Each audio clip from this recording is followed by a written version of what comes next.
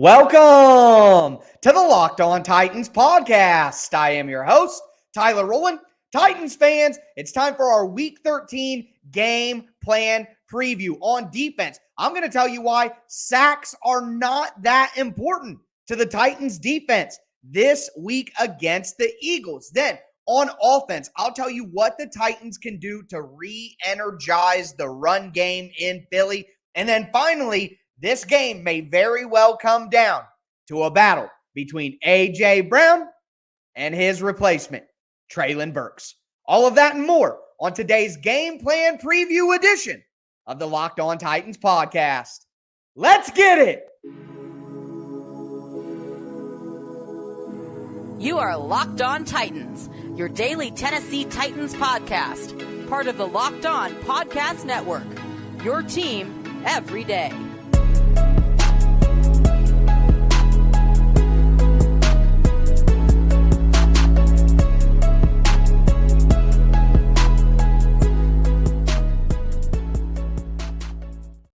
Titans fans, we are getting even closer to game day. The Tennessee Titans take on the Philadelphia Eagles this weekend, and obviously there is a lot of juice with this matchup for reasons that you all very well know. I am going to get into how the Titans can defeat the Eagles in Philadelphia. Before I do, want to let you know that today's episode is brought to you by BetOnline. BetOnline has you covered this season with more props, odds, and lines than ever before. BetOnline, where the game starts. Also, thank you guys for making the Locked On Titans podcast your first listen every single day. Remember, I am putting out Monday through Friday free Tennessee Titans content on all platforms all year round, including the Locked On Titans YouTube channel. Make sure you subscribe, smash the notification bell, and throw a thumbs up on the video right now if you want the Titans to beat the Philadelphia Eagles. I am your host, Tyler Rowland.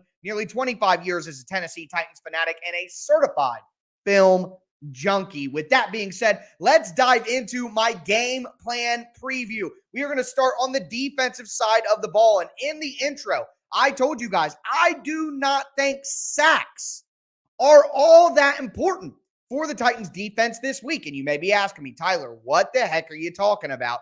This team is built on pass rush. Well, let me take you back in the time machine. Tennessee Titans fans who have been listening to the show for a while or just watching the team over the last few years, you may have noticed that when the Titans play a quarterback with immense running ability, look, I'm not talking about Pat Mahomes and Joe Burrow, guys who have good mobility, or Russell Wilson maybe in the past, guys who have good pocket movement, but aren't really going to kill you as a runner. I'm talking about guys like Lamar Jackson, Josh Allen, Kyler Murray.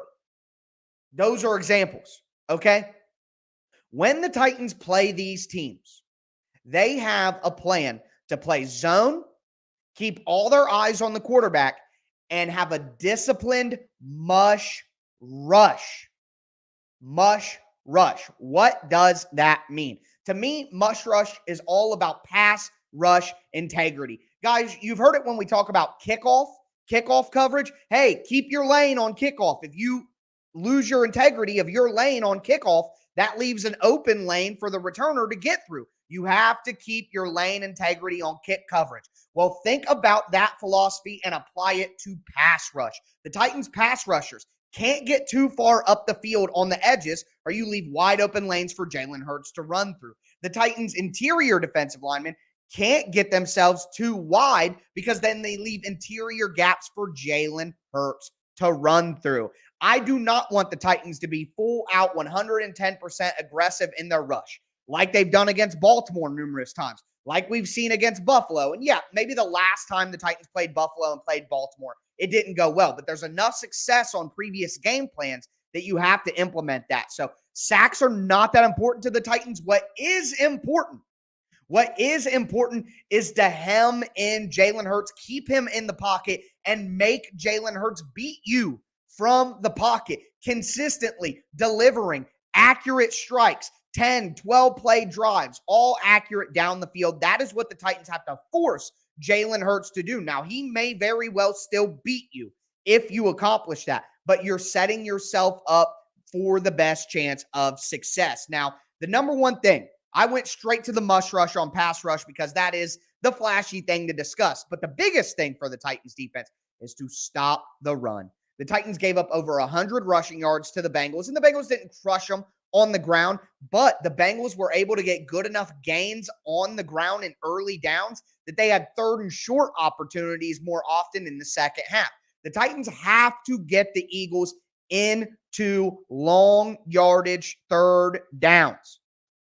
The Titans are the third best run defense in the league, but Philly is the third best running team in the league at 162.5 yards per game, and they ran for over 300 yards last week. So the Titans must stop the run, but they're not going to be able to go into their base defense. They're not going to be able to play a pure 3-4 or a pure 4-3 with 3 or 4 linebackers on the field. Philly is going to play 3 wide receivers. They're going to be in shotgun. You're not going to be able to do that. So that means it's going to be a big week for the big nickel package with Amani Hooker as the slot defender. Going to be a big week for that. And I'll talk some more about the defensive backs when we talk about the individual matchups towards the end of the show. But continuing here with the Titans defensive game plan. So number one, stop the run from your big nickel package. Must rush in passing situations where you're not purely going all out for the quarterback. Your goal is to keep rush integrity and keep him hemmed in the pocket. Also, the Eagles have a really good offensive line. The Titans may not be able to get a ton of pressure with Danico Autry out anyways. So it makes even more sense considering that even if you go all out in the pass rush, you still might not be able to get adequate pressure on Jalen Hurts with the quality of the Eagles offensive line and then the injuries the Titans have on their defensive line. Jalen Hurts has run for 597 yards and 8 touchdowns this year. So must rush, pass rush integrity, not getting too far up the field, not getting too wide in your rush lane. That stuff is the most important thing for the Titans. With that, as I mentioned before, with this game plan comes zone defense. 2 high safeties. I said it last Friday. Do not give Joe Burrow one-on-one man coverage on the sidelines and cover one man to go after his playmaker and T. Higgins. Don't do it. Don't put your cornerbacks on an island. Well, not only do they have somebody better than T. Higgins and A.J. Brown, they got Devonta Smith on the other side.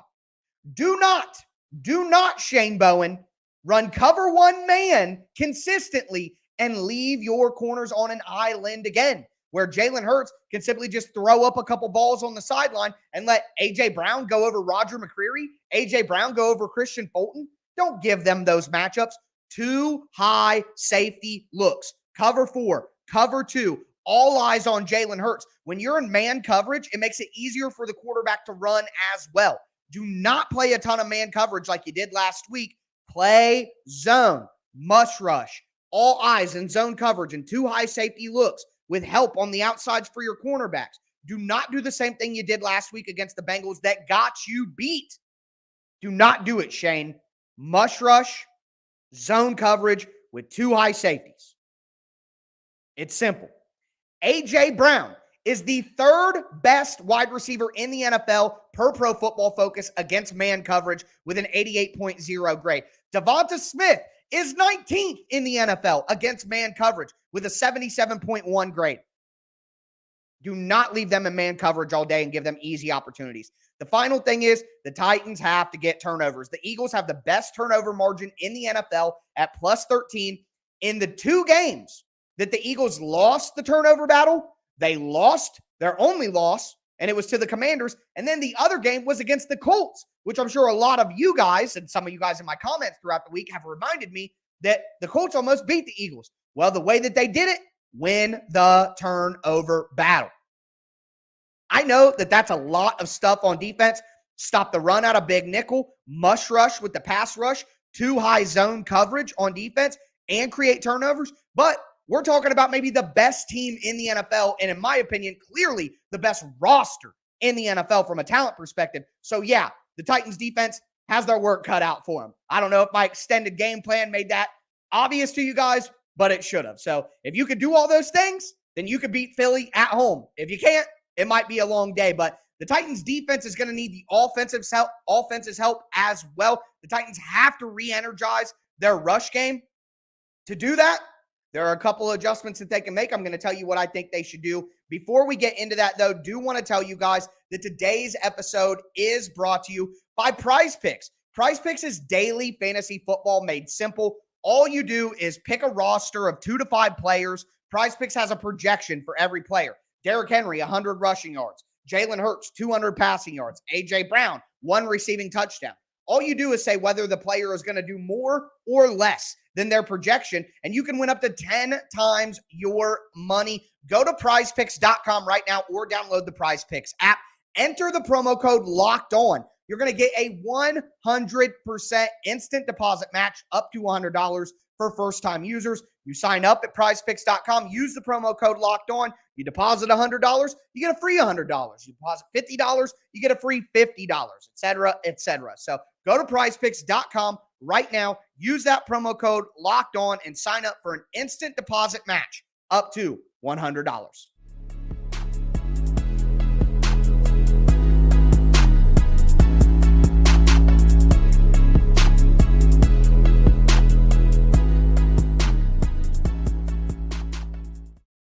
Titans fans, we are going to continue today's game plan preview edition of the Locked On Titans podcast. We talked about the Titans defense, stop the run from Big Nickel, must rush in the pass rush, zone coverage with 2 high safeties to take away the outside one-on-ones and create turnovers. It's a lot, but if the Titans can do it all, they certainly can win in Philadelphia. But on the offensive side of the ball, the Titans need to re-energize their run game. And listen, guys, we've seen it 2 weeks in a row now, a 6-1 front from the opposing team. Green Bay, 6-1 front. Bengals, 6-1 front. Philly, on tape, has shown a 6-1 front. They did it against Green Bay. So they're going to be ready to operate. Now, the Eagles in general like to be a 4-man front team. I don't know why. They do really well out of 5-man fronts when they have a penny front up there and they got 5 guys on the line of scrimmage. They do a tight front out of nickel. I mean, they do a lot of good things out of 4-man fronts. But in this game, they're going to need to go to a 6-man front. And they will run that 6-1 against the Titans. 2 tight end packages are heavy. The Titans did not show last week that against a talented defense, they have the ability to consistently beat the 6-1. They're not going to be able to run their wide zone on it. In a 6-1, 2 outside linebackers, 1 creating the edge front side, 1 taking away the cutback, 4 defensive linemen in the middle, not allowing the Titans offensive linemen to execute double teams and work up to the second level, which is the basis of the run game and the blocking scheme for the Titans. So if they're not going to be able to do those things, what do they need to do? And make no mistake, Philly's run defense doesn't look great on paper, 120 rushing yards per game they've allowed, which is like 15th in the NFL. But we've seen Denver had the 21st run defense. They did very well against the run in that game. Teams gear up for the run game against the Titans, and you can throw their typical standings or statistics out the window. So Philly is going to have a smart game plan because they have smart, really good coaches. Okay? So the Titans, what we need to see. Number 1, you got to mix in more power runs. You got to have more power runs or one-on-one blocks, and you pull a lineman or a tight end or both from the backside, and that allows you to create basically a fullback, a lead blocker through the hole. And power run is all about executing one-on-one blocks. So can the Titans run power runs to counter the 6-1 front because double teams aren't as necessary? That's what I'll be looking for. Yeah, you need some double teams with power runs, some down blocks to get some movement. The Titans weren't able to do that against DJ Reader. Now they get Jordan Davis probably be back, Fletcher Cox, Javon Hargrave, Derek Barnett, Josh Sweat, Linval Joseph, Ndamukong Suh, Robert Quinn. I mean, my God. So the Titans aren't going to be able to do what they normally do. They're going to have to go power run when they want to do regular runs, but I want to see some perimeter-based runs from the Titans. I want to see some jet sweeps. Not to Malik Willis, please.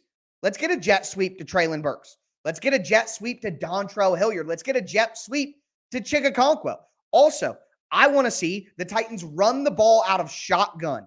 Force getting 3 wide receiver sets, force Philly to go to nickel. That's what they want to do anyways.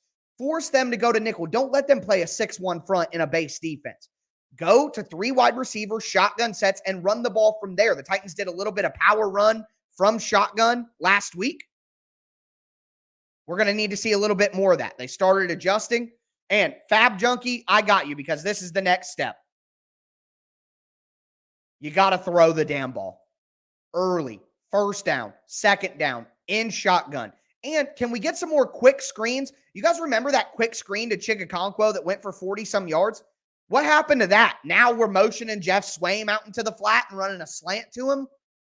Come on, man. We got to get the ball to Burks and Chigakonkwo quickly, because if the defense is running a 6-1 and they have 8 guys in the box with a defensive back coming down, then that means the majority of their defense is within a freaking box in the middle. You have to find a way to attack the perimeter. Jet sweeps, quick screens. Even let Dontrell Hilliard run the ball out of the backfield and toss the ball. Run some pitch sweeps. Do those with Hilliard. You got to get Hilliard more involved in the run game to get his speed to the perimeter, to take away the advantage that these teams are creating for themselves by stuffing the box with a 6-1 front. Okay? These are things that you have to do. Now, I want to say this. For the Titans to stay in this game, for the Titans to win this game, they're going to need some explosive plays down the field. The Philadelphia Eagles love to run what I would call cover 6. I know it's a little different. People use different terminology, and it's a lot of like roles and rules that are there, but they like to do quarter, half, where they have one defensive back running basically a cover 2 on one side. And then on the other side, they have their safety and their cornerback running quarters, which means they have 1/4 of the field deep. Well, the Titans like to run quarters coverage. The Titans have even run some split field coverage where they're cover 2 on one side and cover 4 on the other side. What route concepts beat that? Number 1, a double post. The double post has the ability to attack quarters coverage. Okay? Not only that, but a post wheel route has the ability to attack quarters coverage. Guys, do you remember the game against Buffalo last year, 2021? Cole Beasley caught a touchdown pass at the end of the half. The Titans were in quarters coverage, and what happened was the outside receiver ran a post, and the outside quarter went with him, and then they slid a wheel route down the sideline behind him. So those are route combinations that can attack the type of coverages that Philly likes to play. The question is, for me, what will Philly do? Because all indications are 6-1 front, tight man coverage. That's how you beat the Titans. It's happened for years now. Tight man coverage, 6-1 front. That's how you beat the Titans. It's simple. But the Eagles like to be in 4-man fronts, like to be in nickel, and like to play zone. So will the Eagles break their tendencies on defense to match what best beats the Titans? Or will the Eagles do what they do best and see if they can just stop the Titans from their alignments? I mean, I don't have the answer to you because I'm not Jonathan Gannon. I don't know what Gannon's going to do, but God, I cannot wait. I cannot wait to see what the Eagles decide to do schematically against the Titans. Do they follow their own likes and wishes, or do they follow what beats the Titans? I mean, it is an incredible mystery that I'm excited to find out. The football nerd in me cannot help it. I can't wait to watch that film and watch what happens. But the last thing I want to say is the Titans were 0-3 in the red zone last week against the Bengals. They got to do a lot better than that if they want to beat Philly. Nothing schematic to tell you there. It's just a simple, you got to be better in the red zone. And honestly, in my opinion, that comes down to Ryan Tannehill. Tannehill wasn't good enough in the red zone last week. And that's a big part of the reason they weren't able to score in the red zone. 0-3. So with that in mind, we will move forward to the individual portion of the show. I'm going to zoom in, talk about the individual matchups that will make the biggest difference in this game. And I know some of you guys don't like it, but at the end of the day, who makes more plays? A.J. Brown or Treylon Burks? I think that'll have a lot to do with who wins. Before we get into that, though, do want to let you guys know about BetOnline. BetOnline is your number one source for all your football, basketball, hockey, World Cup, gambling needs. They have all the latest lines. They have all the latest information. It's a fantastic resource. Check out BetOnline. Also want to tell you guys about Audible. This episode is brought to you by Audible. Audible is releasing a slate of new football podcasts that we're sure you're going to love. Find Think Like a Champion now wherever you get your podcast. Think Like a Champion is a brand new podcast from Russell Wilson and Audible. Russ is a champion on the field, but off of it, we rarely know the grind on the path to greatness. Each episode features interviews with Olympic medalists, NFL stars, business leaders. It's available for free on Audible or wherever you get your podcast. Head over to the Locked On Presents podcast feed for a sneak peek of Think Like a Champion and catch the full series available anywhere you get podcasts, available everywhere now. Audible, get in the game.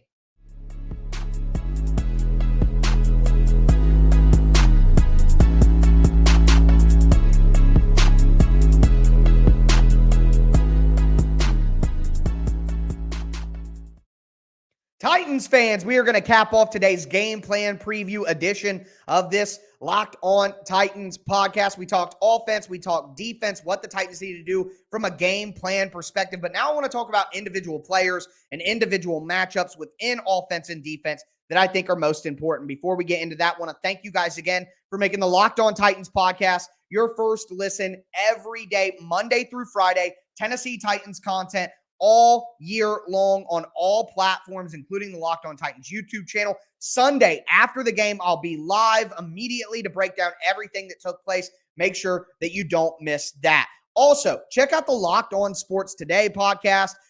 From the games that matter the most to the biggest stories in sports, go beyond the scoreboard and behind the scenes with local experts and insights only Locked On can provide. Locked On Sports Today, available on this app, YouTube, or wherever you get your podcast. I frequently make appearances on Locked On Sports Today, breaking down what's going on with the Titans. So might be worth it for you guys to check it out just for that alone. But diving in here on the offensive side of the ball, I talked about Treylon Burks against A.J. Brown, but they don't play against each other. So what do the battles really come down to? And for Treylon Burks, I think it's going to come down to the Eagles' new safety, undrafted free agent Reed Blankenship. So one of the best safeties in the entire NFL, Chauncey Gardner-Johnson, got hurt last week, a lacerated kidney. Man, that sounds awful. But he's not going to play this week. And that means Reed Blankenship, the undrafted free agent safety, will be taking his place. Now, don't think for a second that you're going to get an easy matchup with Reed Blankenship, who fits very well in the Eagles defense and even got an interception last weekend coming down, charging forward out of his zone to make a play. It was a fantastic individual play immediately when he got on the field. But at the end of the day, Treylon Burks can beat Reed Blankenship in the air and combat contested catches. The Titans, like I said, are going to need two explosive plays, whether that be a double post against quarter half, whether that be a post wheel route combination. The Titans have to find a way to get Treylon Burks down the field one-on-one with Reed Blankenship and throw the ball. You got to worry about Marcus Epps, the other safety. He's going to be out there. But there are going to be opportunities where you get Treylon Burks screaming down the field against Reed Blankenship, and I don't give a damn what the separation is. Throw the ball to Burks. Last week, Ryan Tannehill completed that 51-yard pass to Treylon Burks. There was a 20% chance that he was able to complete that, and Treylon Burks only had 0.5 yards of separation. That is the point. Treylon Burks can win those combat catches even when he has no space, even when the odds are against him. Sounds like somebody we used to know somebody. Anyways, moving forward here, Burks has to win that matchup. But Ryan Tannehill. Ryan, bring it in. I'm going to talk to you for a second. Let me say this. Ryan Tannehill has not been bad this year. Tannehill has not been bad. Tannehill has been pretty good. Tannehill has been pretty good. But Tannehill hasn't been great once. Tannehill hasn't elevated the team over what was there one time this year. He hasn't had that game. He played good against the Packers. He's had some good games throughout the year, but he hasn't had that game. And last week, the reality is Tannehill missed guys in the red zone. He had open men that he either progressed too quickly, he was impatient and got through his progressions too quick to hit the open guy the play was designed for, or he made an inaccurate pass. One thing I do want to mention here is that play to Jeff Swaim was stupid. Terrible play call. Terrible play. I like the design. I hate the play call because you're using Swaim instead of Chig, but that pass was a little high too. Now, a better player than Jeff Swaim could have jumped up there and caught it and made something out of it, but Tannehill didn't throw an ideal ball for that play to work. Tannehill has to be great in this game. And he hasn't been great very much this year. He's been good, but he hasn't been great. We need Ryan Tannehill to play great in this game if the Titans are going to win. Point blank, period. Hit all the open guys. Not only do you need to hit the open guys, throw somebody open. Throw an anticipation throw before a guy makes his break. Tannehill doesn't do those things, at least not consistently enough. I can only think of one or two anticipatory throws that Tannehill has been able to connect on all year. So Tannehill has to play his A game for the Titans to win this game on the road against Philly, because you know Jalen Hurts is bringing his. Okay? So speaking of Jalen Hurts, moving to the defensive side of the ball. This is simple for me. The Titans' defensive backs and edge players have to be better. Because number one, like I said, the Titans are going to have to stay in big nickel or in nickel packages against the Philadelphia Eagles offense, which means the defensive backs are going to be critical to the run fit. Okay? The defensive backs are going to have to act as linebackers in this game. That means Elijah Molden. That means Andrew Adams. That means Amani Hooker. They have to be good because Philly, what's killing the Titans is teams are blocking down on them and they're washing down their defensive ends. And then as David Long or Dylan Cole swoop over the top for their scrape, they're meeting one-on-one in a hole with a lineman and they're losing. When the Titans lose in the run game, that's what happens. Philly has a fantastic offensive line. If the Titans' defensive ends, Bud Dupree, Sam Okwe-Enonu, Rashad Weaver, Mario Edwards, if these guys get washed down easily like they did against the Bengals, the Titans are cooked. If the defensive backs don't come up and make tackles and be involved in the run fit, the Titans are cooked. And if the Eagles run the ball, the Titans may lose by double digits. So the defensive backs and the edge rushers must be stout in run defense or the whole plan falls apart. And Shane Bowen, the Titans defensive coordinator, basically echoed that sentiment at his press conference on Thursday. The final matchup. You guys know what's coming. It's A.J. Brown. And yeah, Mark, I like it. Redacted. Okay, well, in this game, A.J. plays for the other team. I'm covering it. Not talking about the Titans this time, so we're allowed to say his name. A.J. Brown is one of the best players in the entire league. He's a freaking monster. Do you remember when he caught that touchdown pass against the Pittsburgh Steelers in double man coverage, caught the ball on the sideline, and then pointed at the two Pittsburgh defenders just to let them know, both of you bums could not hold me. We saw T. Higgins. We saw Mac Hollins. We saw Daimi Brown. We saw Alec Pierce crush the Titans down the sideline in one-on-one and man coverage. What do you think that A.J. Brown is going to do to Roger McCreary or Christian Fulton? What do you think is going to happen? Anyways, here's what it comes down to. If Christian Fulton doesn't find a way to win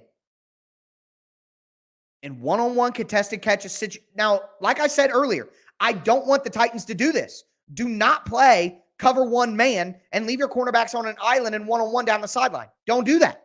I begged you last week, and you did it anyway, and the Bengals beat you because of it. So, if the Titans are going to be dumb and play their game no matter who they're playing against, then Christian Fulton better have the game of his life against A.J. Brown. Combat catch situations. He better win. He better win. Because AJ's going to be ready and coming for blood. You can tell. And if I'm Christian Fulton, I better be practicing combat catches and contested catch situations on the sideline all week long. But with that being said, I'm very excited for this game. I can't wait. The Eagles have been my pet team all year. When I'm done watching the Titans and I fulfilled all my duties, I go over to Eagles tape and have a great time. Because they're a much more fun football team to watch than the Titans are. That's for certain. But it's going to be a fun game. And with all the drama behind it, you guys can ignore that stuff if you want, but it's real. With all the conversation and all the juice in this matchup, I don't see how you couldn't be excited for this game. So can't wait to break down whatever happens in the game with you guys on Sunday. Remember, I'll be going live immediately after the game ends here on the Locked On Titans YouTube channel. So make sure that you get subscribed, stay subscribed for Monday through Friday and on Sunday as well. Tennessee Titans content every single day, all year round, every single weekday, I guess. But either way, that's going to do it for me today, folks. As always, I am your host, Tyler Rowland, and this was Locked On Titans.